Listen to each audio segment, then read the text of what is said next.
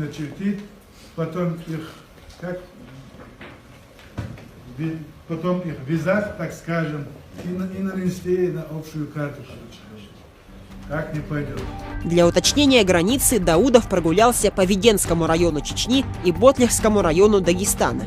По итогам встречи с местными руководителями он заявил, что никто ни по эту, ни по ту сторону границы не пытается урвать или отжать землю у соседа. Это всего лишь продиктованный требованиями времени объективный процесс. Однако этот объективный процесс заставил поволноваться жителей другого приграничного, Гумбетовского района Дагестана. Сельчане опасаются, что их пастбища площадью в 160 гектаров перейдут на сторону Чечни после перекройки границ.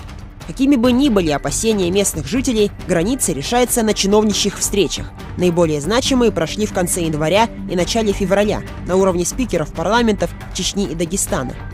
Сначала в Махачкале была сформирована комиссия для определения границы, а в Грозном попытались эту границу начертить.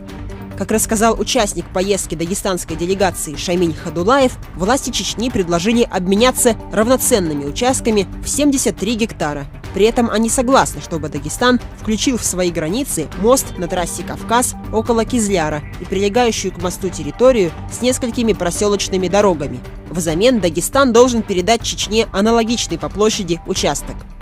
При этом в Грозном настаивают, чтобы дагестанцы вернули те земли Чеченской Республики, которые они заняли, пока в Чечне шли боевые действия. Война закончилась, мы знаем, где наши земли, вы тоже знаете, где ваши земли.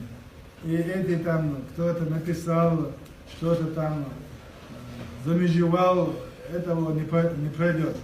Хотя чиновники заявляют, что чечено-дагестанская граница пока не согласована полностью, она уже с ноября существует в новом виде на сайте парламента Чечни.